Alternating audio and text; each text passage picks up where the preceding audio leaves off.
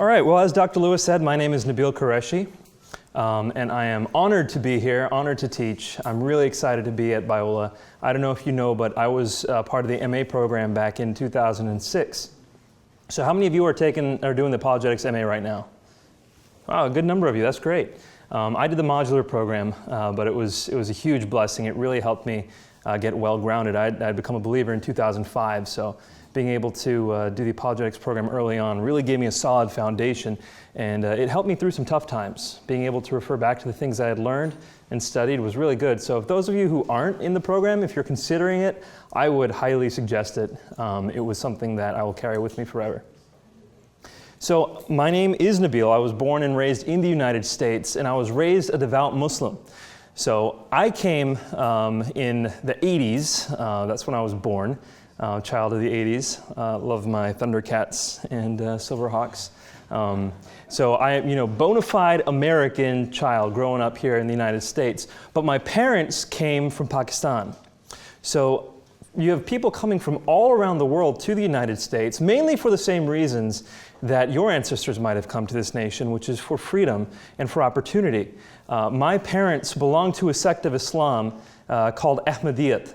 And this sect was under heavy persecution in Pakistan. And so when they came here, they were coming for freedom as well as for opportunity. So the Islamic world isn't monolithic. It's not one big happy family. There's a lot of division, a lot of strife internally amongst Muslims.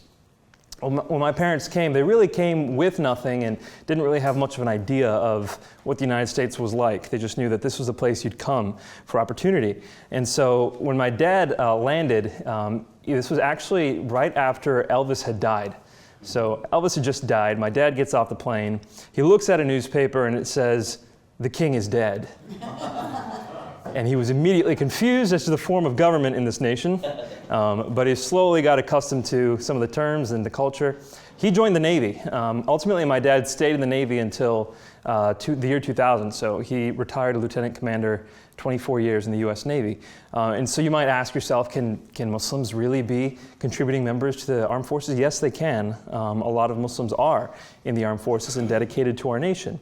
Now, some of you might have seen other things on the news about how Muslims are totally against the United States. And we'll be talking about all that. We've got plenty of time together, so don't worry. Your questions will hopefully be answered as we go along. And if you have any questions, feel free to ask. If you think that they can further clarify some of the stuff I'm talking about, maybe I missed something important, definitely throw your hand up to ask. And if you have other questions, maybe more minor or personal questions, hold those to the end, and we'll take questions at the end of every session as well.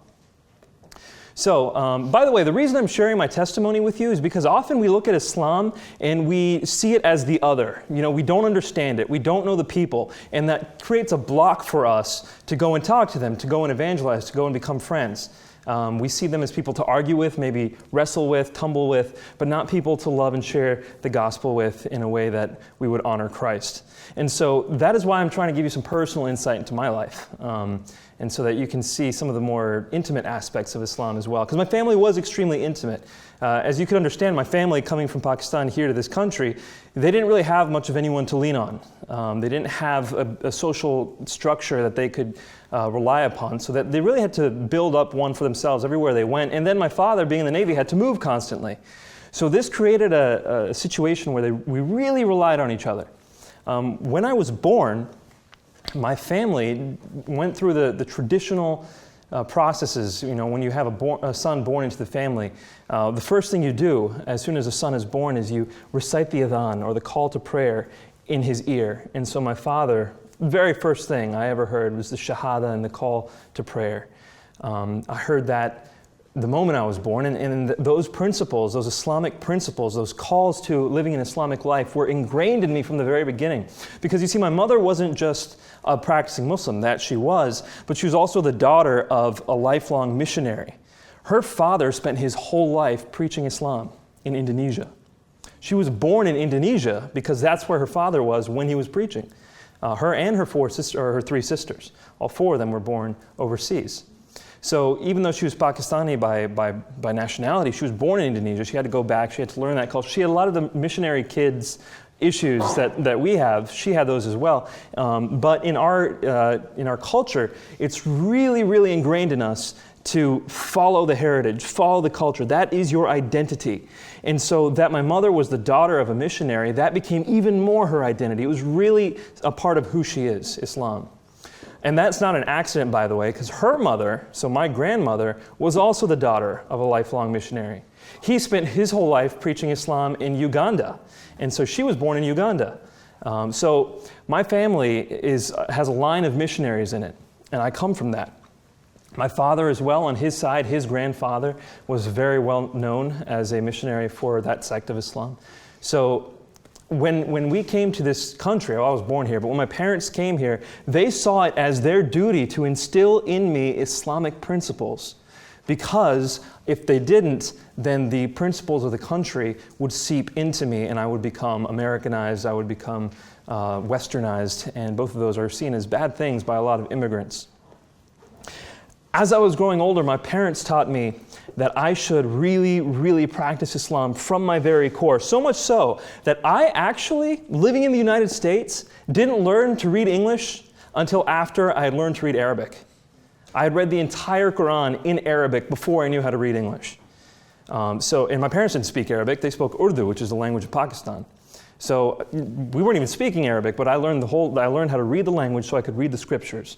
And it's understood in Islamic culture that just reading the Quran is a blessing for you and for the people around you. The sound of it, hearing it, blesses wherever can hear it. And so from a very early age, my parents taught me how to read the entire Quran. I had memorized many chapters of the Quran at an early age. I had memorized the last 15 chapters of the Quran.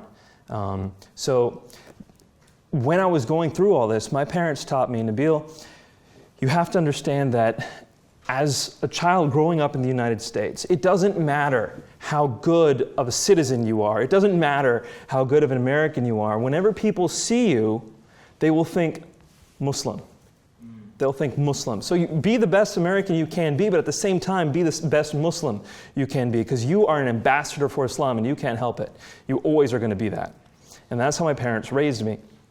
And in order to understand the Islamic way of life, my parents didn't just have me read the 5 daily prayers. Now, how many of you know that Muslims pray 5 daily prayers? Pretty much most of you.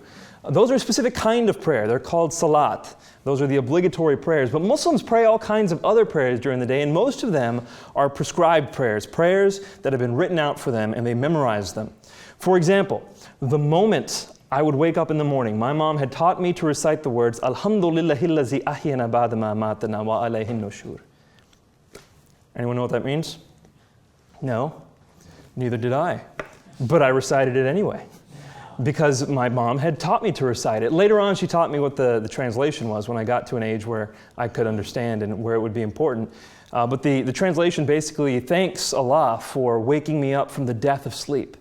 So every morning, I would be in the remembrance of Allah and immediately engage in a duty in order to please Allah. As soon as I would walk from my bed to wash up for the morning, there was a prayer to recite at that time too while walking to the restroom. And then as I'd walk into the restroom, my mom had taught me, Nabeel, every time you walk in the restroom, you step in with your left foot first. Why? Because that's what the Prophet did. And so I'd remember these things as I'm waking up, as I'm going through my day. And it's kind of like a form of devotionals, but it's pretty intense. It's very rigorous if you follow it the way that Muslims have traditionally done so. And then before Muslims pray the 5 daily prayers, they have a traditional washing up, well, not ceremony, but a ritual washing. It's called wudu. It's a form of ablution. And so while doing that in the morning, wash my hands, washing my face, washing my feet, there would be a prayer to recite. So I'd be reciting that prayer. It'd be prayer after prayer after. As soon as the wudu was done, there was another prayer to recite. As I'm going downstairs to recite my first of the 5 daily prayers, called the Fajr prayer, there would be a prayer to recite before the prayer. And then there'd be a prayer to recite after the prayer. Are you getting the picture? It's just life as a Muslim was imbued in constant reverence and remembrance of Allah. And so in that sense, there's actually some in common, a good deal in common between Christians and Muslims. Both of them have a devotion to one God. Now, the image of that God and the teaching of that God are very different. But they do have this devotion to that God, and that does build a platform on which to begin to communicate. But my parents taught me, Nabeel, as you are going into school, as you are going to college, you are going to encounter people who want to share Christianity with you. What they don't know is that Christianity is actually a polytheistic faith.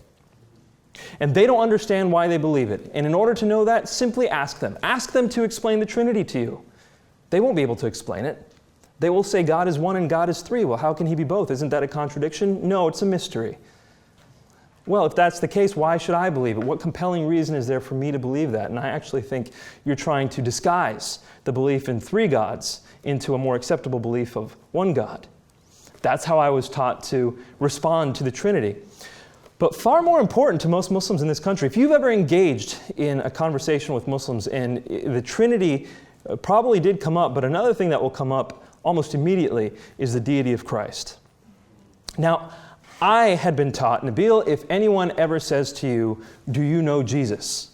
Your response should be, absolutely. I know who he is. I know that he is virgin born. I know that he cleansed the leprous and that he healed the deaf and the blind. I even know that he raised the dead. And I know that he's going to come back at the end of times, and I know he is the Messiah. But I also know he is not God. I remember the first time someone tried to approach me with that question. I thought she was crazy.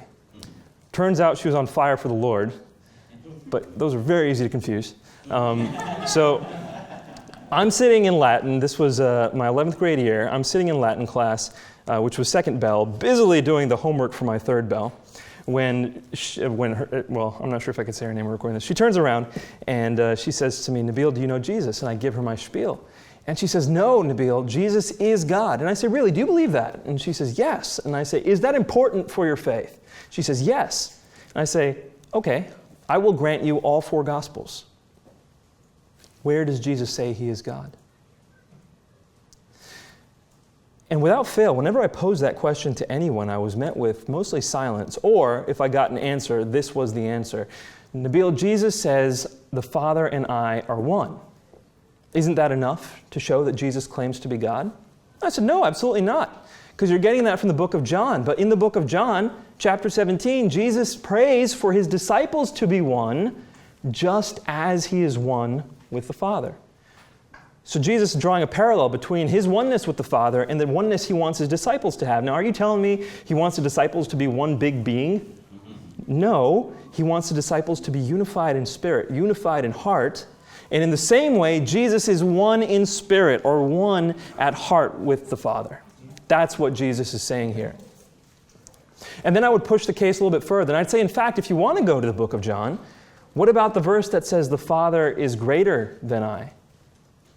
How could Jesus be God if the Father is greater than he is?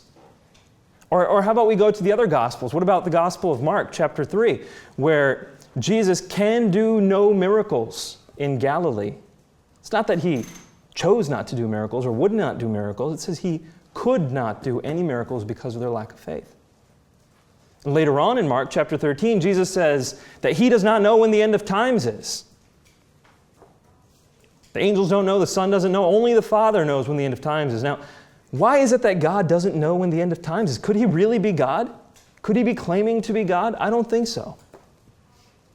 And about this time, whoever I was talking to usually had like a deer in headlights look. And they basically said, well, it's what I believe, and I believe it to be true, and if you believe in Jesus too, you'll be saved. And I said, I have no reason to do that. You did not give me a compelling reason to accept your faith. In fact, if you want reason, and you want to step away from blind faith, I'll introduce you to Islam. And so I would often turn these evangelical attempts into my own da'wah, or my own Islamic evangelism. This continued, by the way. This happened a lot. My parents had given me a little book which basically gave me the things to say to Christians if they try to share the message with you. I don't know if you know, but amongst Muslims, the term Christian missionary is kind of like a curse word. It's not a good word at all. So my parents had given me a little book. It was called Pocketbook, which was designed specifically to respond to common Christian issues, like original sin and the deity of Christ and the Trinity. It wasn't until I got to the university level where I met someone who was able to give me a response for the questions I had. I'll give you the context. I had just started school. This was back in 2001 at Old Dominion University in Norfolk, Virginia. So I had joined the public speaking and debate team, and there was one guy on the team who immediately would lend a helping hand whenever one was needed.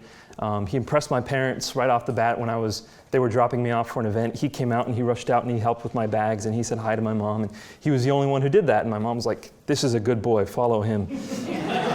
and so I would spend time with him, and at the beginning of our first tournament, we ended up rooming together. There were a lot of reasons for that. The rest of the team went out. They went out drinking, clubbing, smoking, what have you. Some of them had brought drugs with them. And my parents had taught me, Nabeel, never ever do any of those things. Always stand above anything that's immoral. Be above reproach. My parents had told me that I had to be exemplary, and whenever someone, like a teacher or a chaperone, were to comment on me, they'd have to say to my parents that I was the most respectful and that I was the most truthful boy. That's how my parents had taught me. But here was somebody else who was aspiring to the same moral standard. And so we became friends quickly. As the first night was drawing to a close, I was getting ready for the following day, and I saw my friend David. He was reading his Bible. Now, understand, I had never conceptualized a Christian actually reading the Bible in their free time. Never seen it. I've seen Christians take Bibles to church. I had seen them read them in church, talk about them in church, but in the free time, never. It was beyond anything I'd ever experienced. So I'm sitting here looking at David, and I'm thinking, all right, this is another chance to take down a Christian. This will be good. And so I looked at him. I said, "David, are you a hardcore Christian?" And he says, Yeah, I am. So I said, "All right, well, you do realize that the book you're reading is horribly corrupt." And he says, "Well, what do you mean?" And I said, "First off, we can't even trust what it says because we know that Jesus spoke in Aramaic. And the early church spoke Hebrew. So whatever Jesus said already went through a translation by the time the Hebrew-speaking church was around. But when the New Testament was actually written, it was written in Greek. And so by the time you have Jesus' words written down in the New Testament, you have a translation of a translation.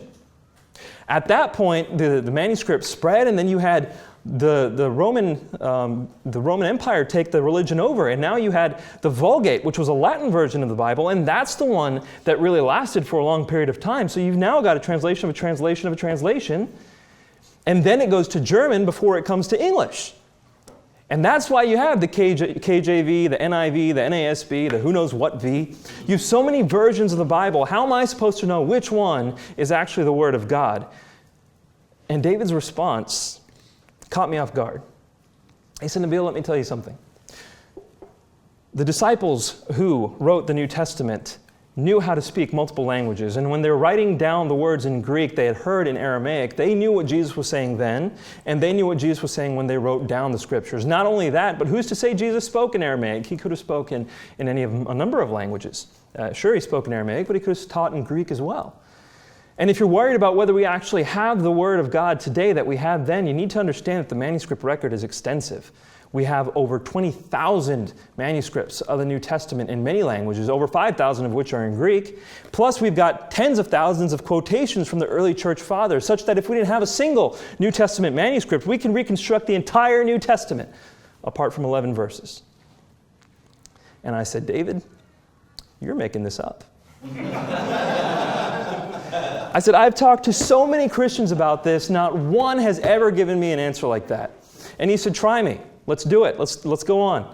Let's figure this out. And as long as you're interested in looking into it, I'm interested in responding, but you have to respond to certain things too." I said, "All right, let's do it. By the end of this, you'll be Muslim, David." And so we started going into it, and we became friends. So he was doing biology, I was doing pre-med at the time, so we took a lot of the same classes together. We took evolutionary biology together, we took genetics together, we took bio, gen chem, organic chem. We took all those classes together, and so he would hang out with me regularly. Okay, so David was a real friend, despite the fact that we had these conversations, and I would say actually because of the fact that we'd have these conversations, there was nothing that was kind of blocking us. We were able to freely share what was important to us, and our faiths were important to both of us.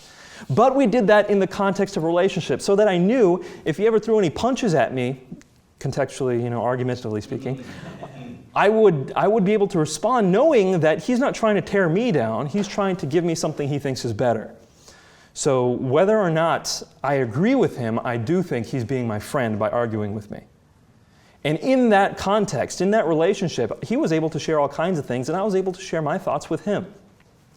And our friendship was real. Like I said, I started college in 2001, and so that was August.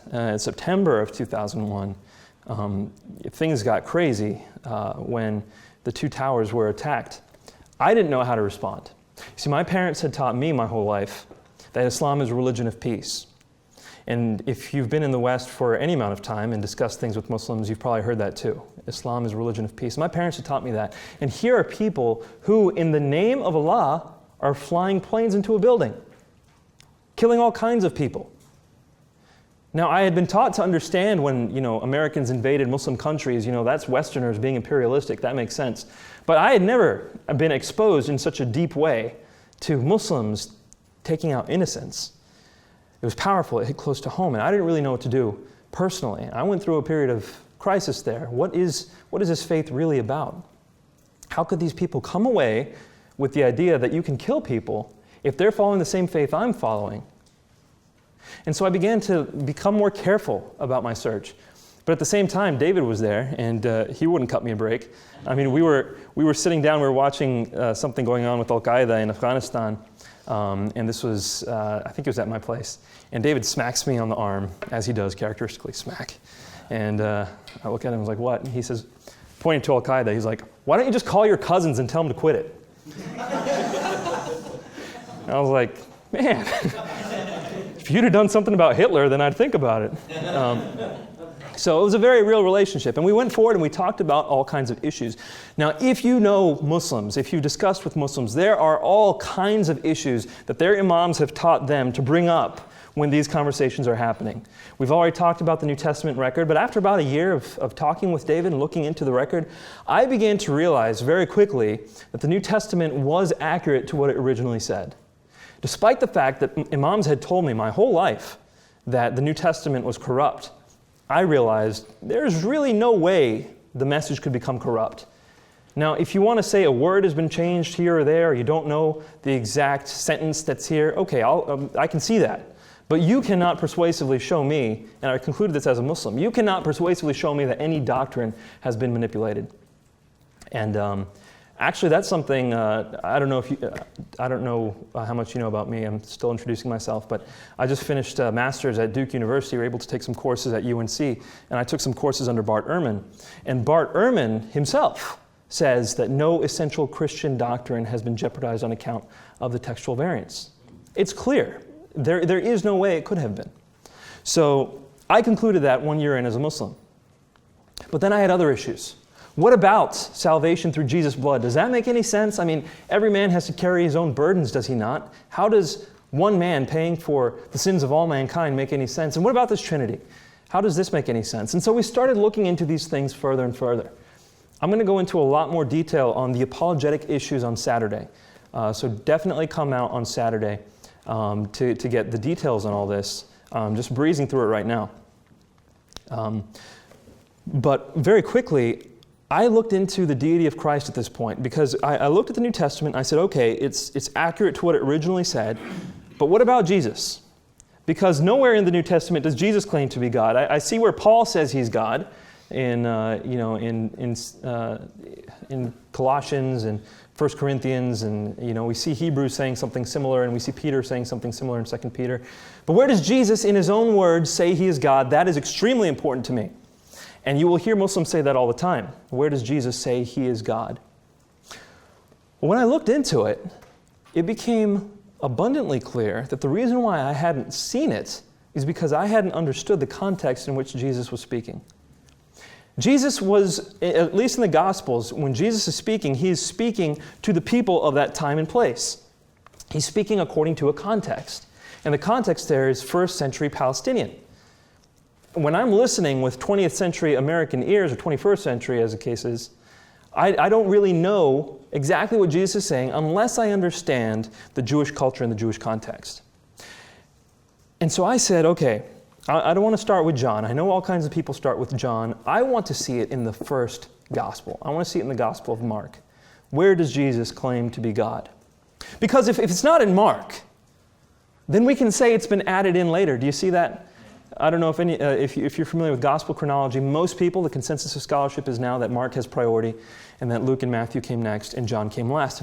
People always turn to John's gospel to talk about the deity of Christ. But it's the last one. Why not look at the first one? Because if the Christian message spread and the deity of Christ was important from its inception, then we should be able to see it in the first gospel. Doesn't that make sense? Mm-hmm. Yeah. So I said, where do we see it in the Gospel of Mark? And upon further investigation, I realized that we see it exactly where we'd expect to see it, which is when Jesus is asked, "Who are you? Are you the Christ, the Son of the Blessed One?" Here's the high priest, Mark 14:61, asking Jesus to say who he is. And Jesus has to respond, because you know from Romans we're told that we have to respond to authorities, that God has put the authorities above us. And in this case, the high priest was no different over Christ. And so he is telling Jesus, he's charging him to tell him who he is. And Jesus responds by saying, "I am, and you will see the Son of Man seated at the right hand of the power and coming with the clouds of heaven." Okay, 21st century American ears, what the heck did he just say? First century Palestinian ears, tear open your robes and say, "He has just committed blasphemy. What do you all say? Is he not worthy of death?" And they all say yes. What did Jesus say? Well, again, real quick, Jesus made a reference to 3 verses at most, possibly 2, but potentially 3. He starts off by saying the "I am," which, if it were an "I am" statement, refers to Exodus chapter 3, verse 14. He then responds by saying, "You will see the Son of Man coming with the clouds of heaven," which is a clear, unequivocal reference to Daniel chapter 7, verses 13 and 14. And then he says, probably in the most powerful of the 3, that he will be seated at the right hand of the power, which is a reference to Psalm 110, verse 1. Unpacking all of these, any of these, you will see that Jesus is making a very high claim as to his being. He's putting himself right there next to Yahweh. He's co-identifying himself, to borrow a term from Richard Bauckham, with Yahweh. I realized this as a Muslim, and I began to panic. I began to realize that Jesus himself aligns himself, co-identifies himself with God. Well, that shakes everything up, because up to this point, I was able to put stuff off. I was able to just kind of argue academically. You know, I was trying to just challenge my friend David, and I was going to bring him to Islam slowly but surely. But now, if the New Testament is accurate to what it originally says, and in it Jesus claims to be God, I've got a problem. And so as a Muslim, I start praying a lot more fervently, and this issue became a lot more personal. We discussed the other stuff too. We discussed the issue of the Trinity. How can we know whether God is 3 in 1 or not, and is that even possible? I remember exactly where I was when we had this conversation. It was 2003. David and I were taking organic chemistry over the summer. We were being total goofballs, sitting right next to each other, front row. Professor was right here, and we'd pass notes right in front of her. And she would just shake her head, because he was number 1 in the class and I was number 2. So she couldn't say anything. It was awesome. So anyhow, one class, it was really cool because we were waiting for David's first son to be born. So it was a really fun time. So one day, our professor, when talking about, how many of you have taken chemistry? Eons ago, perhaps? Organic chemistry, any of you? Okay, you have my sympathies. So our professor was talking about resonance structures. Okay, so everything in the world is made up of molecules. Everything physical in this world is made up of molecules. This podium, even though it's solid, is actually made up of molecules that are constantly moving. Electrons and protons and neutrons make up each atom, which makes up each molecule. So this is actually moving really fast. And what you have is a nucleus of an atom, the protons and neutrons. You got electrons floating around them really fast. When these atoms come together, they make molecules. And sometimes the electrons are shared amongst the molecules. Okay, that's all the science you need for this. So these electrons that are shared, sometimes they jump into a different formation, conformation, back and forth. Those are called resonance structures. My professor said this. She said, A molecule is every single one of its resonant structures at every point in time. But it is no single one of its resonant structures at any point in time. Did you catch that?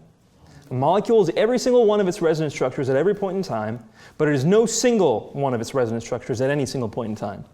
And I listened to her, and I said, if she as a scientist can believe that, what's the problem with the Trinity? Let me unpack that for you just a little bit. When we understand science at a deeper level, when we look microscopically or we look really big, we begin to realize that not everything works the way it works in the macro level here. Things work differently, even in the natural world. Light, for example, exists as both a particle and a wave. That makes no sense to physicists, but they know it's true. But more importantly, I began to realize, why am I putting God in a box? If God is incomprehensible, maybe my comprehension is smaller than God. In fact, if God made man, I would expect man to not be able to grasp God. And when I realized that, my qualms with the Trinity dissipated. Now, I didn't think the Trinity was compelling. I didn't think that there was a good reason to believe it. But I began to realize that it was viable. It was a viable model for the nature of God. I had other issues. Salvation through Jesus' blood.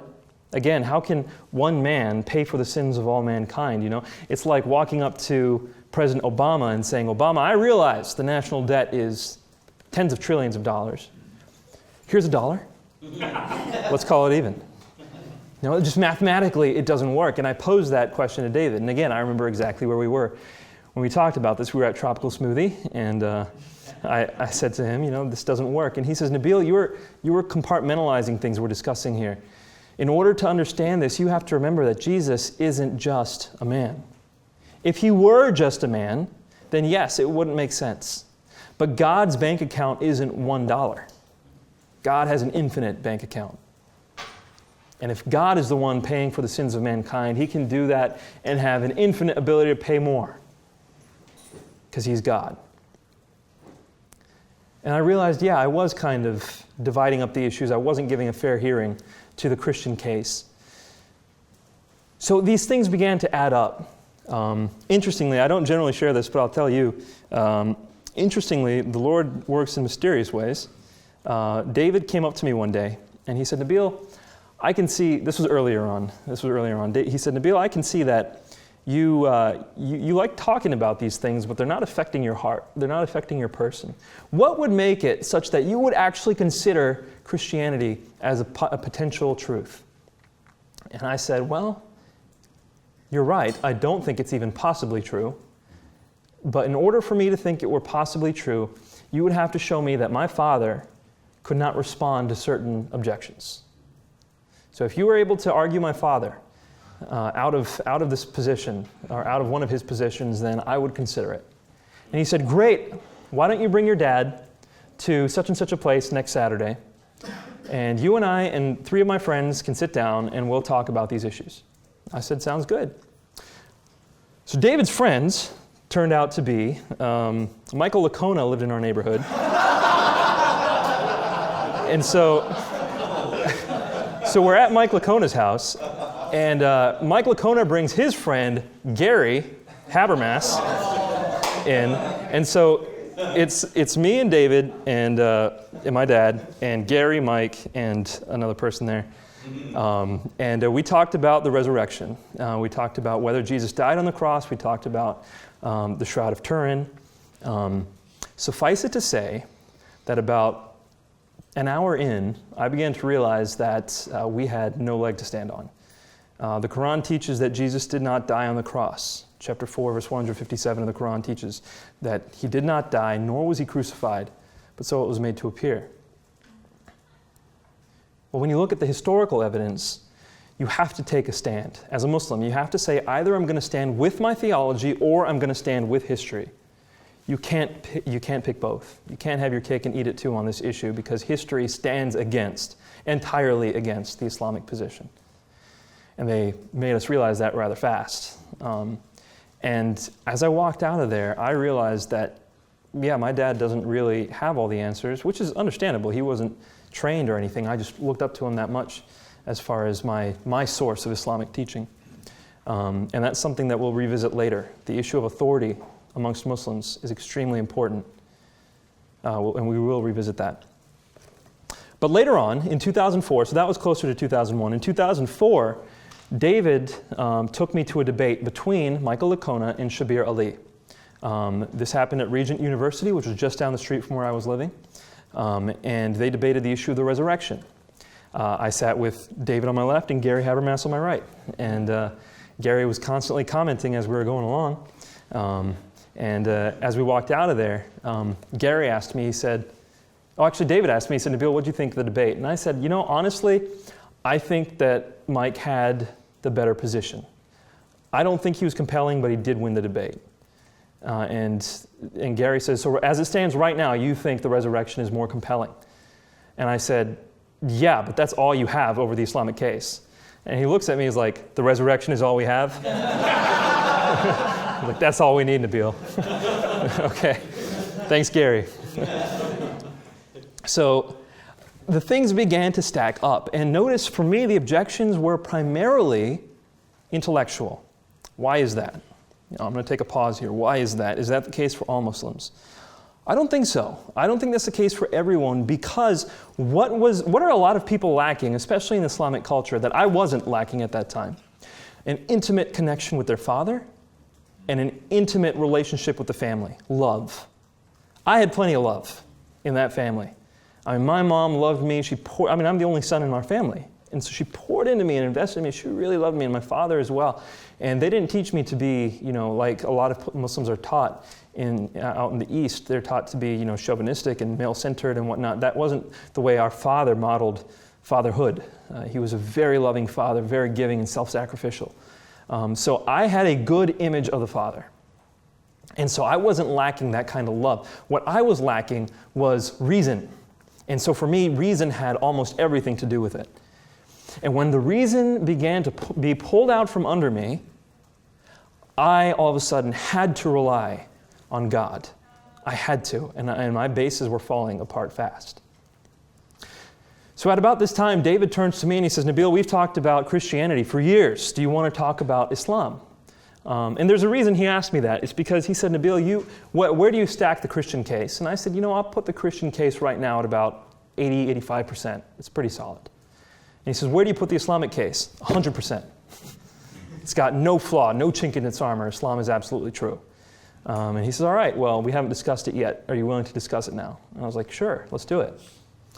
So we started talking about Islam. And very quickly, I began to realize that everything that I had been taught about Islam, I was taught from modern sources.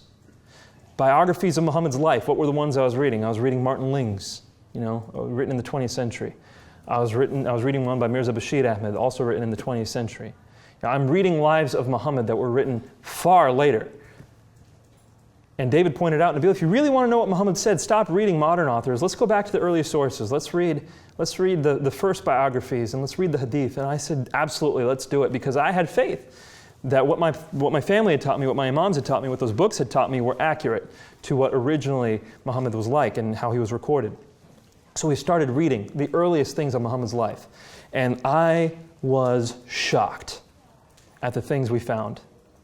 We'll be talking about this a lot more tomorrow. Muhammad's life is on the agenda for tomorrow. But the things I was finding about Muhammad that no one had ever taught me, and that were not just existent in the earliest sources, but prevalent in the earliest sources, were shocking. And so all of a sudden, my main exemplar, the one who I was modeling my life after, was not the man I thought he was. And there was no way around that. But then I said, well, we have to look at the Quran too, because if the Quran truly is the word of Allah, then it vindicates Muhammad. And maybe all this history is bad, and if the Quran is the inspired word of God, it vindicates Muhammad. Think about that for a second. I had actually laid out a case, and I was following out the case for Islam, the case for Christianity. Here's what I saw the case for Christianity to be. Jesus would have to have died on the cross for the sins of mankind, and death on the cross is objectively verifiable. You can, at least historically, you can look into history to see whether or not it's probable that Jesus died on the cross. Then the second issue we had to look at was, did he rise from the dead, the resurrection? If Jesus rose from the dead, then Christianity can be true, probably is true, but if he did not rise from the dead, Christianity is definitely false. Final issue, did Jesus claim to be God? Did he claim to be God? If Jesus died on the cross, rose from the dead, and claimed to be God, all three of them, if any one of them is missing, it doesn't work. All three of them, then Christianity has a solid case. And like I said, I concluded about 80-85% it's a good case. And then I looked at Islam. What's the case for Islam?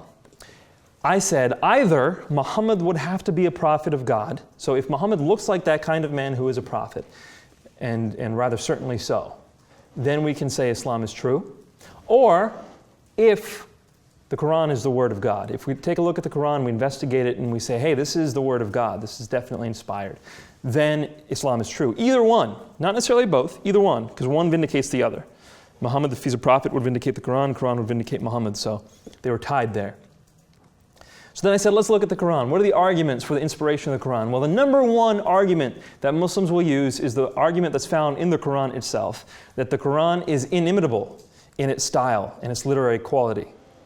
It is so literarily excellent that no one could ever write a book like it, or even 10 chapters like it. Or the Quran even says no one can write even one chapter like the Quran. This is the challenge the Quran itself issues.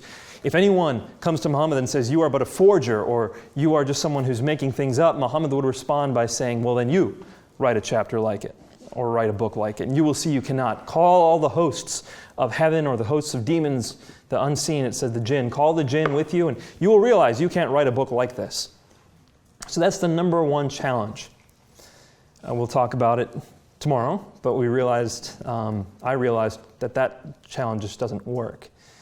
Another thing, and probably the second largest thing, maybe even functionally more important than the first, is that the Quran is perfectly preserved. No change has ever been introduced into the Quran ever. Today it exists in the exact same form it existed when it was originally compiled. No changes have ever been made, not a jot, not a dot, nothing. It's exactly the same. Compare this to the Bible, where you have Mark 16, 9 through 20, which was tossed in there. You had John, the end of John 7, beginning of John 8, which was tossed in there. And you had changes in 1 John. You had changes all over the place that lots of people, all kinds of changes, obviously corrupted. The Quran, unchanged, perfectly preserved, divine Word of God. And this vindicates the Quran because the Quran says in chapter 15 that Allah will preserve it. Chapter 15, verse 9, Allah will preserve, He will guard this Quran. So, we looked into the preservation of the Quran. Began to realize that there were significant problems there as well. And again, we'll talk about that tomorrow. There were other arguments for the Quran, the science in the Quran. A lot of people turn to scientific issues. Look at the Quran, it has these scientific miracles in it. How could Muhammad have known this scientific knowledge? Clearly he didn't. Allah was telling it to him, therefore this is the inspired book. And I think that's the most argumentatively sound of all the arguments. If there is knowledge that surpassed Muhammad in the Quran, then it was written by a more intelligent being, and the one on the list would probably be God. But I quickly realized that all the scientific miracles, or the scientific knowledge in the Quran, were simply trumped up. They weren't actually there. So I concluded then that the case for Christianity was looking far more strong than the case for Islam. And if I were going to be objective about this, that would have to change, or I would have to leave Islam. So I started praying a lot. At this point, I was looking for ways out of the argument. I was looking for, circumvention. Like, how do I get away from this? And David and I were graduating, so this is 2004. And I remember we were sitting in the parking garage, and he's in the car, he's sitting on the passenger seat. And I turned to David and I say, look, David, I have a problem here. Christianity demands that I accept Jesus as the risen Savior in order for me to save, correct? He says, yes, you have to accept Christ as your risen Savior in order to be saved. Well, if that's the case, David, then God is making me rely upon a fact in order to be saved. I have to have certain knowledge in order to be saved. But as it turns out, no one has access to objective truth. We all have filters. We all have lenses through which we see the world. How could God, in a just manner, expect me to know a fact in order to be saved? It doesn't make any sense. I don't have access to that truth. And therefore, God is unjust to expect me to know that. I can't believe in Christianity. And David, without looking at me, again, characteristically, he said, Nabeel, you know that's not true. And I said, darn.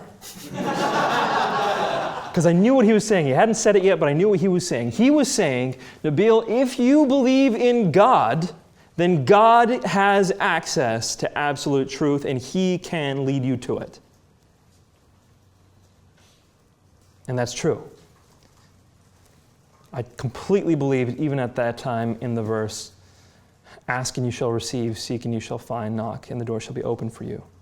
There's a very similar verse in the Quran. Not too similar, but similar in its meaning. If you seek God, He'll answer. And so at this point, I put all the argumentation aside. Well, not completely. I did take it to people to get more answers and in case I had missed something.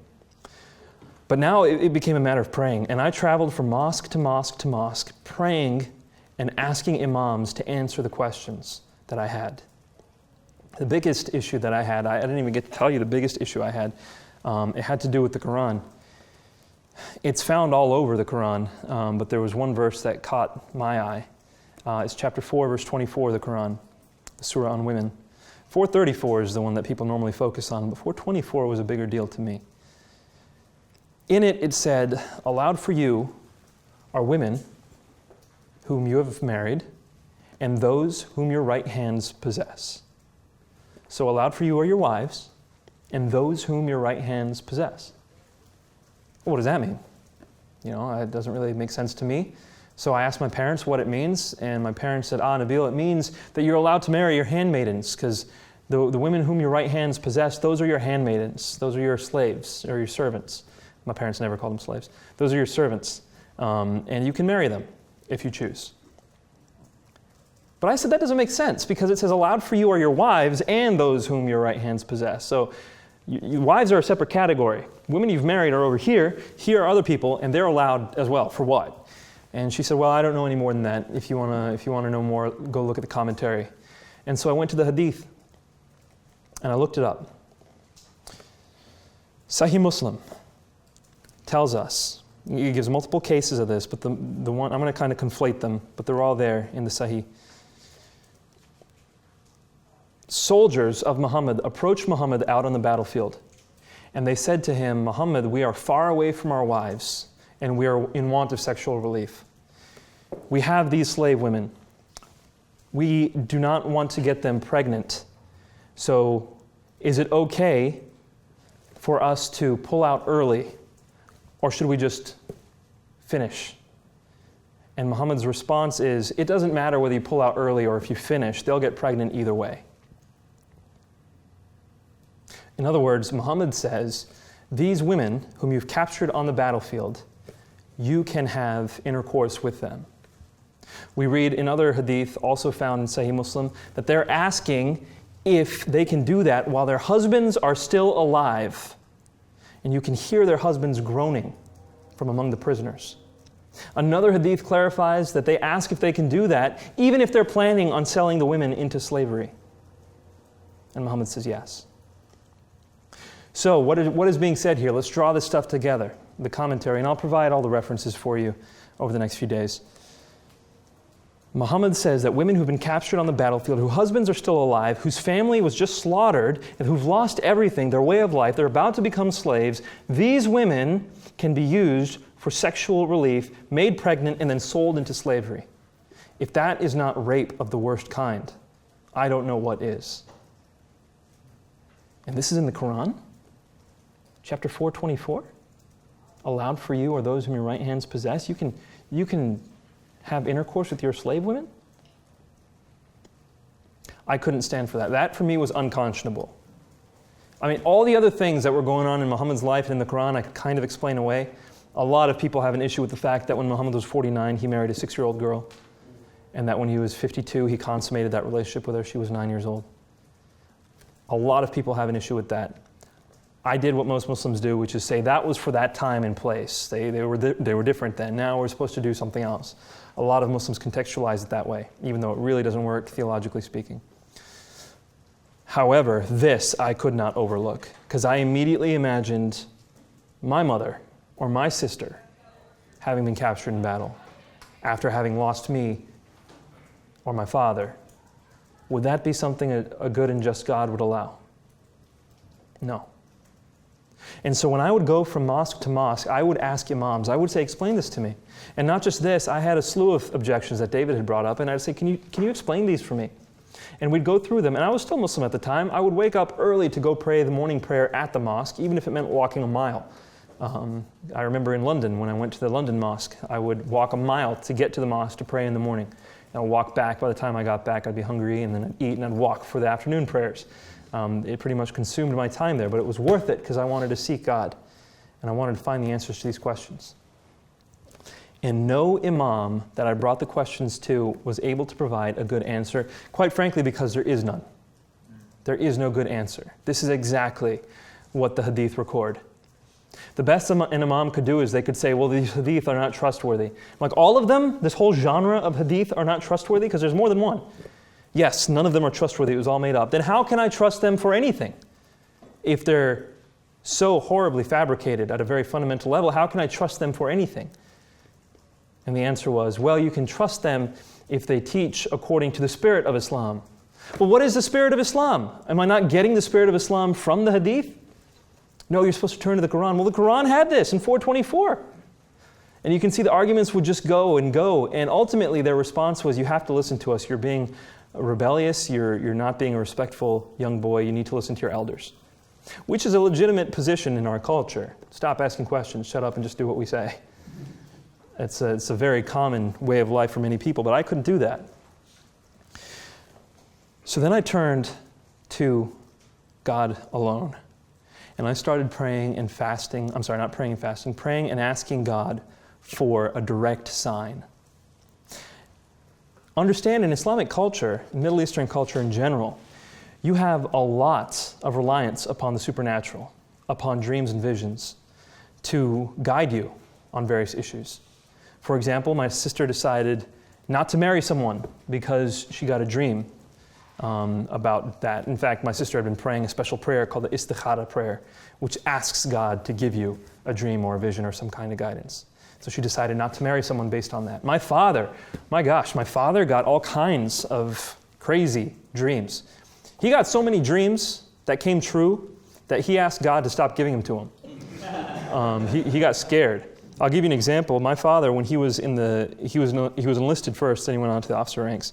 When he was going from E5 to E6, he had to take a test, and he took it with 5 of his buddies. When he takes the test, he has a dream that night where he and his friend, one of the 5, where all of them are in a field, in the middle of a battlefield, and they're being shot at, and they see a fence off in the distance. And they know that if they make it over that fence, they'll be alive, but if they don't, they'll die. And so they start running for that fence. And my dad jumps and he makes it over, and one of his friends makes it over, but the other 4 friends do not. When they get the test scores back, guess what? My dad had passed, that one friend had passed, and none of the other friends did. It's commonplace. My dad tells that story as if it's another story. There's a creepy one. My grandmother, when her father died, she had a dream, after they had buried him, she had a dream that in the middle of the night she hears a knocking on the door. This is a dream. Someone almost had a heart attack when she didn't hear that this was a dream. So she's dreaming that she's asleep, and then she wakes up, still in the dream, and she goes to the door because someone's knocking at the door. She opens it, and there's her newly deceased father, covered in water, just drenched. And he says to her, "Help me." That's the whole dream. She wakes up, she's scared, That's scary. And so she gives money to the poor. That's what we did in our culture when we had bad dreams. We'd give money to the poor immediately. And then she went to sleep that night, had the same dream. 3 nights in a row, she gets the same dream. She can't take it anymore. She goes to the imam and she says, "What should I do?" And the imam says, "I don't know what you should do, but here's some advice. Just go, pray about it, go visit your father's grave, and see what happens." And so she prays and she goes to the grave. Well, it turns out that at that time was the monsoon season. So this is when the rains had started up in Pakistan. And an animal had burrowed into her father's grave. And the grave was full of water. That's creepy. That's Stephen King stuff. The last one, and those are ones I've heard as stories, but this one I saw. I didn't see it myself, but I was there when it happened. Back in October, my mother gets a dream where her grandfather and her aunt have come and are asking for my grandmother. So my mom's grandfather and my mom's aunt, so in other words, my grandmother's father and my grandmother's sister, who've both passed away, they come and they ask for my grandmother, who's still alive. And my mom has this dream. She thinks it means that my grandmother's going to die. And so she immediately wakes up, she gives money, and she doesn't say anything about it. She has the same dream again. I think she had it twice. And then she calls my aunt in England. My aunt in England picks up the phone and they just kind of have this small talk. "Hey, how's it going? Any weird dreams lately?" "Yeah." My aunt had the same dream. Wow. And so that got them to the point where they're saying, "We have to check on me," which is mother. So they called up my grandmother, say, "How are you doing?" She said, "Great, I'm doing better than I have in a long time, fine." And they said, "Oh, okay, it must have been just a crazy coincidence." Less than a week later, my grandmother passed away. So I am not here to tell you why this happens. I'm not here to fit it into your theology. I'm just telling you that it happens. And it means a lot to Muslims. Even I, at the time, I was relying upon dreams and visions for guidance from God. So I asked God. I said, "God, can you please give me a dream or a vision?" And I'd pray for it more and more. It got to the point where I was praying for this. I don't know if you've seen Muslims pray, but there's a point in the prayer where you've got your nose to the ground and you're prostrate before Allah. And it's a very humbling position. We as believers have a lot of freedom to pray however we want, but I would suggest you try that at some point. Just put your face to the ground before God. Changes the way you think. And I'm just pouring myself out to God, and I'm saying, "God, can you please just give me a dream or a vision or whatever it is to show me what the truth is. Whatever the truth is, I want to follow it. I don't care if it's Islam or if it's Christianity. I just care about who you are. And it doesn't matter how difficult the path is to walk, I will walk it." And that was my prayer. And I probably wouldn't have prayed that had I known then what I know now. But that was my prayer then. Well, gradually I became more and more distraught. Gradually it came to the point where the cognitive dissonance was just too much, and I was now crying when I was praying. This was in December of 2004. This was my first semester of medical school. I just finished. My dad said, "Nabeel, let's come down to Florida. I have a conference there. I want to bring you with me, and we can just, relax and take a break." And I said, "Sure." So I'm down in Orlando, Florida, and my father is asleep in the bed to my left. I remember the exact day. It was midnight, right before December 20th. I remember that because it was December 20th, my parents' anniversary. It was the first time he forgot to buy her flowers. That wasn't good. So, anyhow. So he's in the bed to my left, and I'm kneeling at my bed, and I'm just praying, and I'm crying. And I'm asking God, "God, can you just give me a vision, a dream, a sign, something, anything? Because I cannot get to this truth. You need to give me this truth if I'm going to know what it is, because I can't get to it myself." It was probably one of the most humble moments of my life. And at that moment, I received a vision.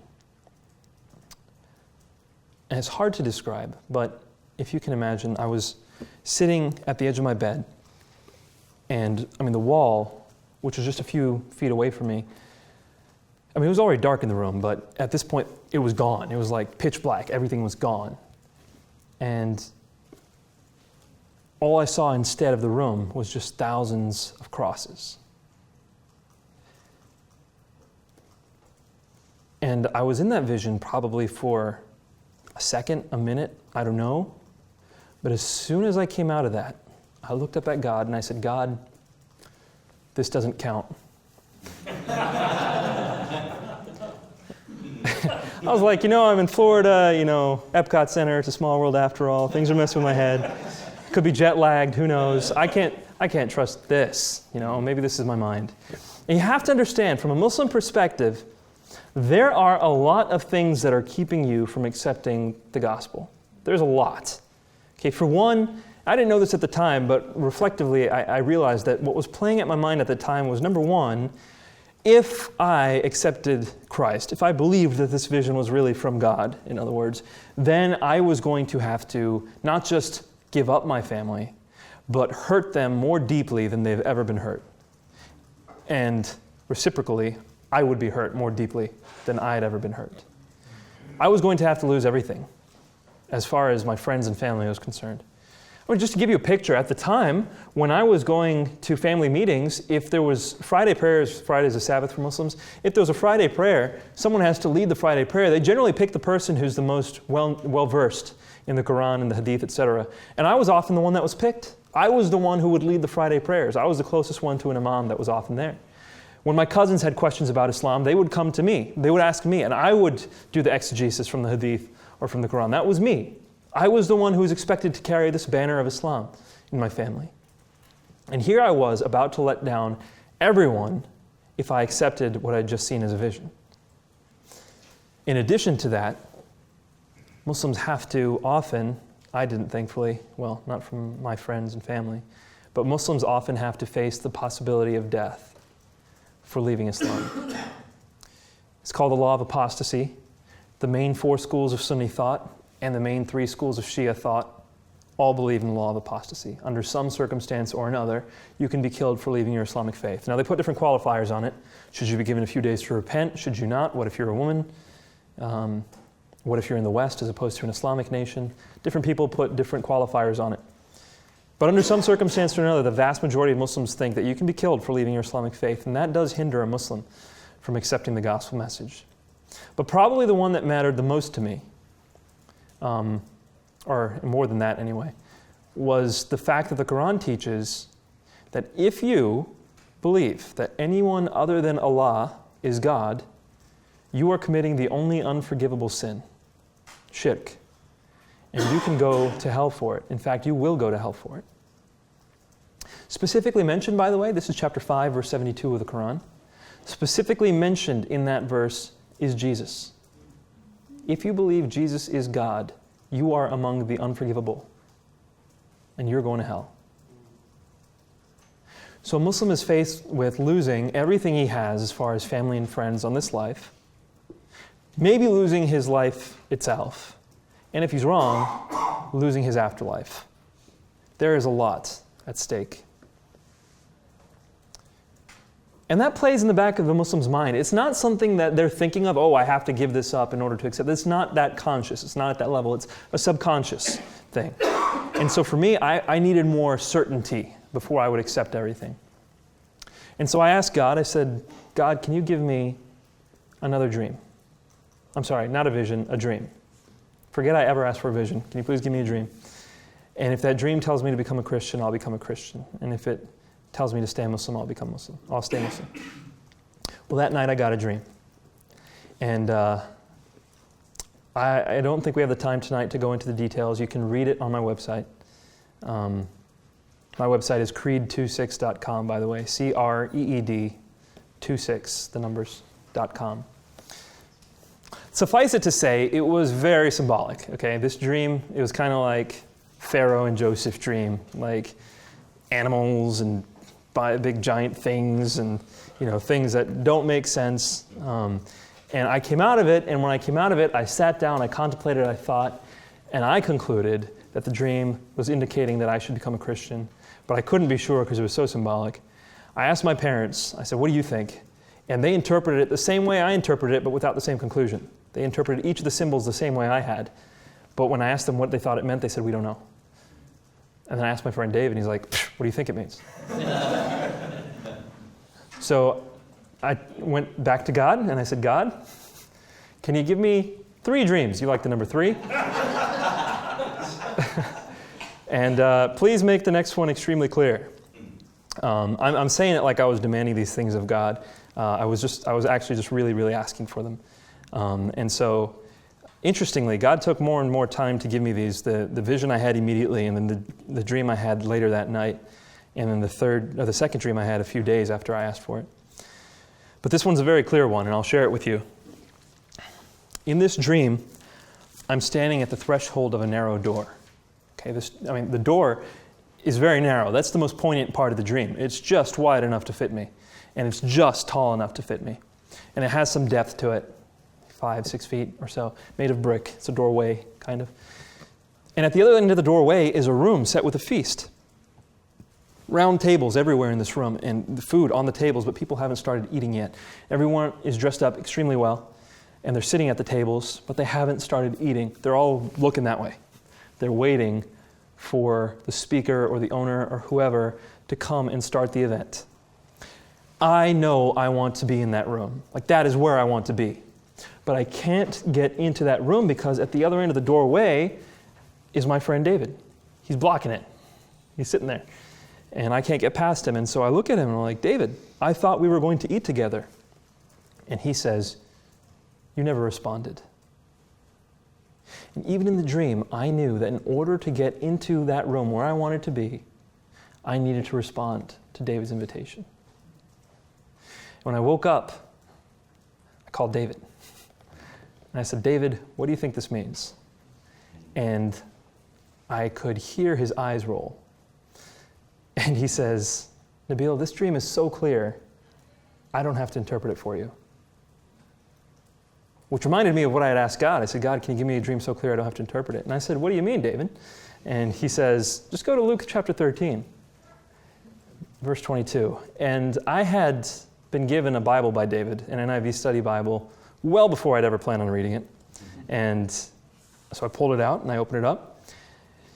And in the NIV study Bible, Luke 13:22 starts off with the words, the narrow door. And my heart kind of skipped a beat. I hadn't read this section of Luke before. I'm going to paraphrase it for you. Here's what it said. Jesus is going through the towns and villages preaching the good news of the gospel. And the disciples asked him, Lord, are many people going to be saved? And he says, make every effort to enter through that narrow door, because many, I tell you, will try, and few will be able. And you will see people sitting inside at the feast of Abraham, Isaac, and Jacob. Make every effort to enter before the owner comes and closes the door, or you'll be left outside weeping and gnashing your teeth. God had given me a dream where he placed me in the center of a New Testament parable, and he showed me exactly where I was and what I needed to do in order to be saved. He left no room for error. And so I did what you all know I would do, which is I asked him for a third dream. And you can read that on my website too. But at the end of the summer, so this is now summer of 2005, I knew what I'd have to do. I knew it. I knew what was true. But I knew that it was going to hurt me tremendously. And this was the end of the summer of my first year of med school, so I was just about to start the second year. In fact, it was my first day of second year of med school where I'm driving to school, and I decide all of a sudden, wait a minute, I can't do this. I need to turn around, go to my apartment, because I need comfort right now. I need time to mourn. And I said that to God. I said, God, I know what I'm going to have to do, and I need time to mourn before I do it, because I'm about to lose a lot. And so I went back to my apartment, and I opened up the Quran. And I started looking through it, and I said, where can I receive comfort here? Nowhere. There's nowhere in the Quran that actually touches your heart when you're in need for comfort. It was a book. I mean, it was a book from the 7th century. It had all the trappings of a 7th century book, and it did not touch the need of a 21st century young boy, or young man, as it were. So I said, all right, I'll go to the New Testament. So I open up the New Testament, started with the beginning, Matthew 1. Realized there were a bunch of genealogies, skipped. Went on to chapter 4, start reading about Jesus. It wasn't long before I got to chapter 5, which says, Blessed are those who mourn, for they will be comforted. And it was like at that moment, electricity shot through me. It was like, this book is alive. This book is speaking to me. This was written for me 2,000 years ago. I don't know about the rest of you, but it was definitely written for me. And so I started reading the New Testament. I'm going through back and forth. Like I said, this is an NIV study Bible. So there's all kinds of notes at the bottom. And I'm going back and forth. I'm reading all kinds of things and I'm moving. And there's one part which says you can pray before God in confidence. I'm like, how do I know that? It says go to 1 John 5. I skipped to 1 John 5. It says you can pray before God in confidence because you have accepted Christ. I'm like, I haven't yet. And so it's like, I was just torn. And it took me a while to get to Matthew 10. But Matthew 10 makes it very clear. He who accepts me before the people of this world, I will accept before my Father in heaven. And he who denies me before the people of this world, I will deny before my Father in heaven. See, I had gotten to this point where I intellectually knew Christianity was a strong case. I had emotionally received all kinds of guidance through the New Testament, and I had spiritual guidance from the Lord Himself, and yet I had not proclaimed Christ. And so, without anyone leading me, I bowed at the edge of my bed and I prayed the most Muslim version of the sinner's prayer you may have ever heard. But I prayed for the Lord to be Lord over my life, and I submitted to the fact that He died on the cross for my sins and that He rose. So that is the story of how I became a believer. But when it all clicked for me was a few days later. A few days later, after my parents knew, after they had found out, David had just moved. David had moved to New York, so my best friend was gone as well. I was all alone.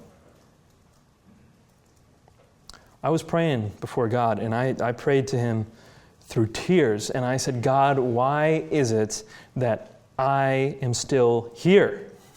I cannot bear this kind of pain. Why did you not lift me up to heaven the moment I believed? Because I can't take this. This is too difficult. And I don't know about your theology again. I'm just going to tell you what happened to me. At that moment, I heard the words, because it is not about you. And all of a sudden, I felt like I had been shocked by 10,000 volts of electricity. I was stuck. I was literally mouth agape stuck for like 10 minutes. Just couldn't process. I was like rewired. I was rebooted in that moment. I just got up and I walked out, and all the pain and all the travail just kind of melted. And I got up and I walked out and I looked outside and I looked at the world, and it looked so different. But I saw somebody walking, and all of a sudden, that person looked so much more different than any person had ever looked, because what I saw was not just someone. What I saw was someone that Christ had died for, that God Himself had come incarnate into this world, that He was willing to take on pain and suffering and the humiliation of human flesh in order to die for. And I'm sitting here saying, woe is me? I'm sitting here thinking, why can't I go to heaven? God was in heaven when He came down to this earth, willing to suffer and die for the sake of others. And if I am going to follow Jesus the way He should be followed, then I ought to be willing to follow Him by following Him even to death and suffering if the need be. Amen. All of a sudden, my world changed, and I realized what the gospel really meant. And what it meant was a total change in my life. So that is me in a nutshell. That's my introduction. That's my story. That's the story of how one person left Islam and accepted the Lord. Now, most stories you'll hear from former Muslims are very different. A man by the name of George Husni up in Boulder, Colorado, has done some studies, and he says that about 70% of people you encounter will tell you, former Muslims will tell you, that there was some spiritual guidance, either some vision or some dream. That's true. The vast majority of them, though, do not have the ability to get a strong, solid case for Christianity. What they get instead is love from a friend or from someone they knew through a church. He said 100% of the people he surveyed said that love from a Christian love, was what led them to the Lord. So I was very different in that regard. For me, I had a friend, but it wasn't the love from him that I needed. It was the argumentation, which is how he really helped, and the rest the Lord did from there by himself. But that's my story, and I hope that colors your picture of Muslims and Muslims in the West. Biola University offers a variety of biblically centered degree programs, ranging from business to ministry to the arts and sciences. Visit biola.edu to find out how Biola could make a difference in your life.